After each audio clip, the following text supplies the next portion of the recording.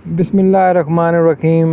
Welcome to the object oriented programming in lecture number 19।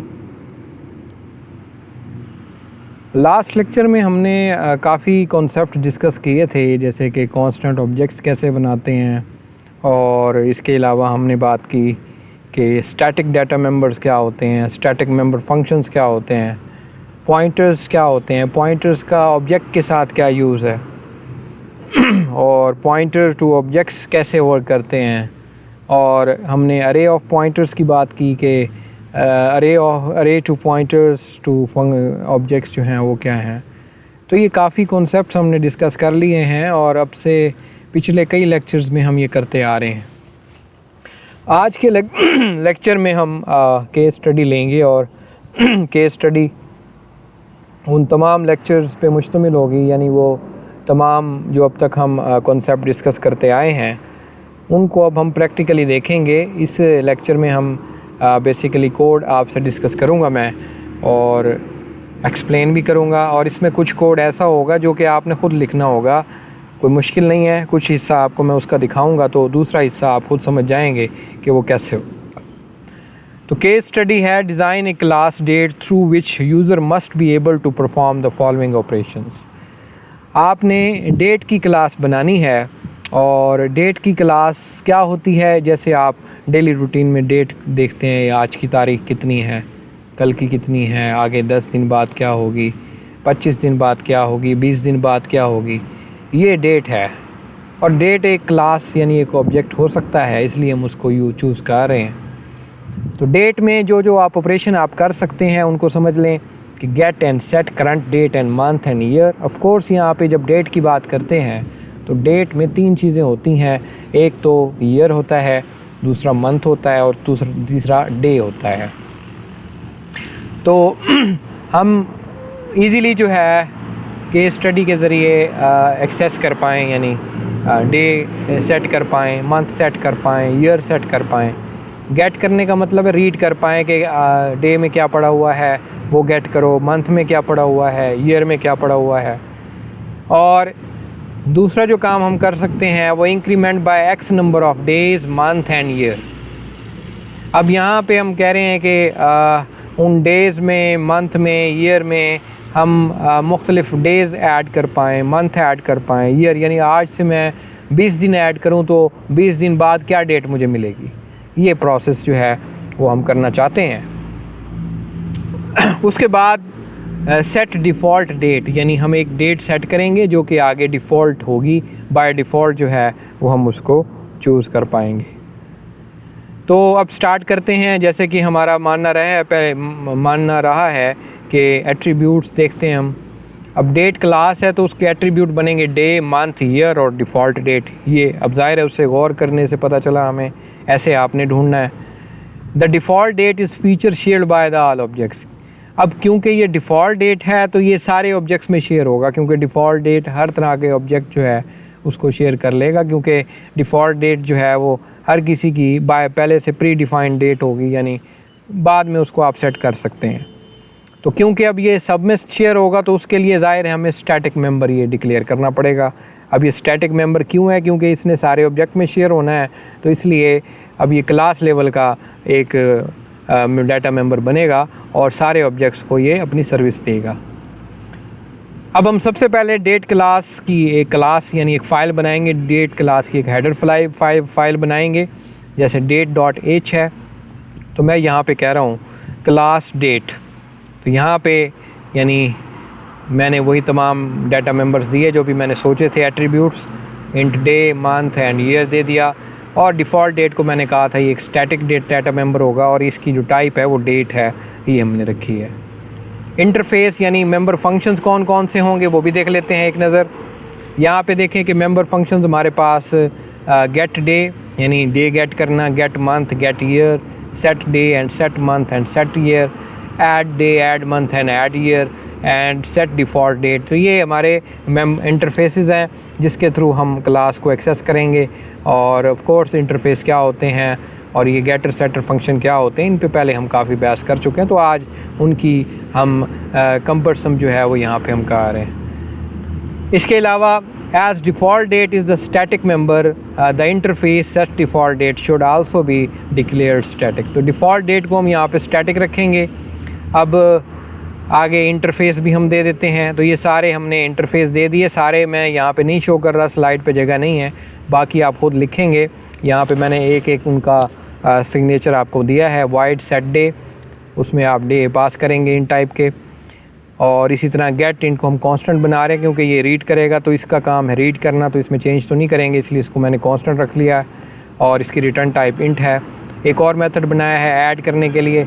इसी तरह आप सेट मंथ और get month, get add month के method खुद बनाएंगे इसी पैटर्न पे। फिर इसी तरह ईयर के बनाएंगे, तो ये आपका पैकेज मुकम्मल हो जाएगा।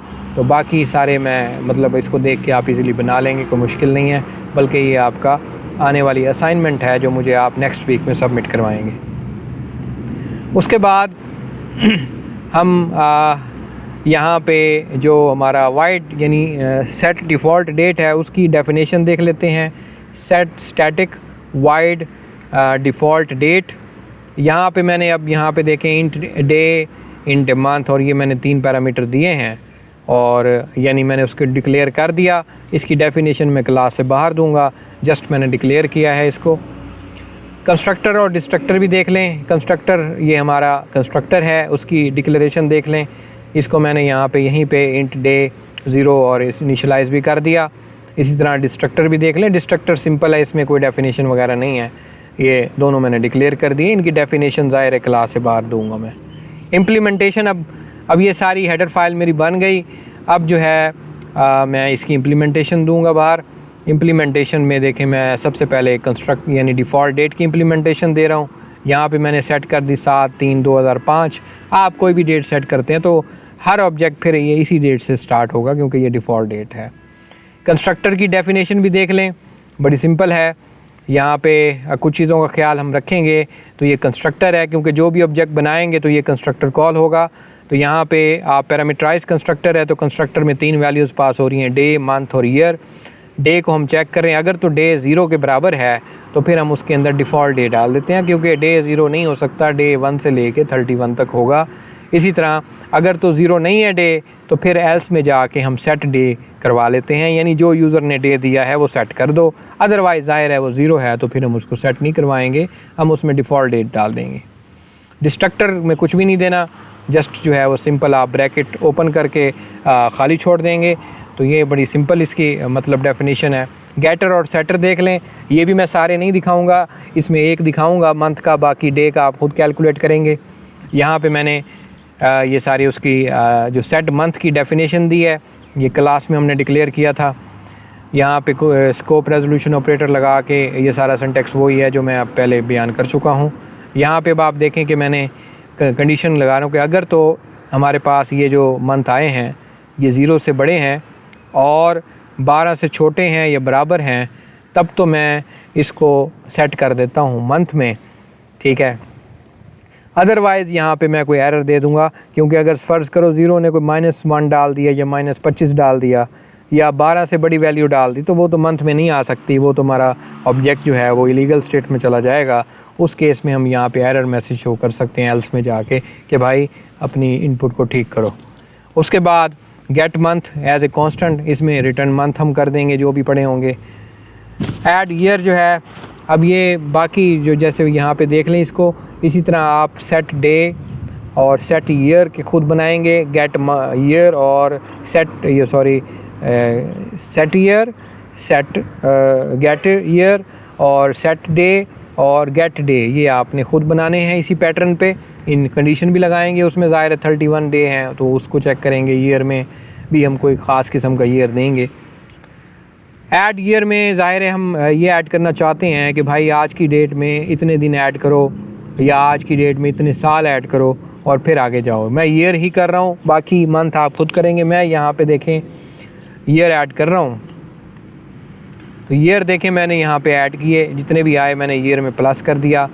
अब यहाँ पे मैं ज़रा ईयर में ये ख़ास ख्याल रखूँगा कि ज़ाहिर है अगर फ़र्ज़ करें आज मैं कोई मुझे ईयर कह के इतने साल ऐड करो, तो क्या आज फ़र्ज़ करें मेरे पास जो डेट है वो 17 जुलाई है, तो मुझे आगे कोई शख्स कहता है कि 2 साल ऐड करो, तो क्या मुझे आप बताएंगे कि 2 साल बाद आगे 2022 17 जुलाई होगी? क्या आप श्योर हैं इस चीज़ के? ऑफ कोर्स नहीं है, क्योंकि उसमें बीच में हमें ये देखना पड़ेगा कि कोई लीप ईयर है, उसमें फरवरी का महीना 29 दिन का होता है और नॉर्मल में 28 दिन का होता है, ये भी देखना है क्योंकि उसमें दिन तो कम हो जाएगा। इसी तरह कुछ महीने 31 के होते हैं, कुछ 30 के होते हैं, ये भी हमें सेट आउट करना है। तो यहाँ पे अब आप देखें हम यही कर रहे हैं। अगर तो ईयर को मैंने ऐड किया और उसके बाद मैंने उस साल के जो डे हैं अगर तो वो 29 हैं, मंथ दूसरा है, और मैं फिर यहाँ पे ये भी चेक करूँगा कि वो लीप ईयर है या नहीं है। अगर तो ये तीनों कंडीशनें ट्रू हैं तो मैं फिर 7 डे को 1 पे सेट कर दूँगा, मंथ को 3, क्योंकि आगे मार्च आ जाता है। सही है।